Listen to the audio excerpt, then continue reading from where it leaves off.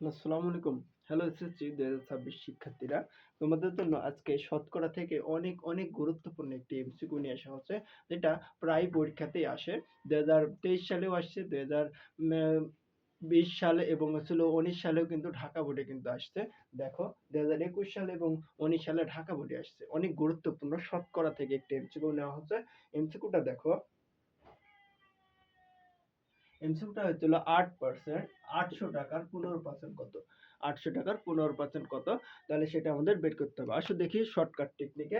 ৮০০ টাকা প্রথমে লিখবো, তারপরে ১৫%। আমরা জানি পার্সেন্ট উঠানোর জন্য ১০০ দ্বারা ভাগ দিতে হয়। ১০০ দ্বারা ভাগ দিলাম। এখন এই ২ শূন্য এই ২ শূন্য কাটবো। তাহলে থাকলো ৮, ৮ আর এই ১৫ তাহলে গুণ করব। তাহলে ৮ পূর্ণাঙ্গ ১২০, ৮ পূর্ণাঙ্গ ১২০। তাহলে কত হলো? ৮০০ টাকার ১৫% কত হলো? ১২০ টাকা। তাহলে উত্তর হবে কি? উত্তর হবে খ। উত্তর হবে খ। ভিডিওটি যদি ভালো লেগে থাকে সবাই লাইক, কমেন্ট, শেয়ার এবং সাবস্ক্রাইব করবেন। ধন্যবাদ।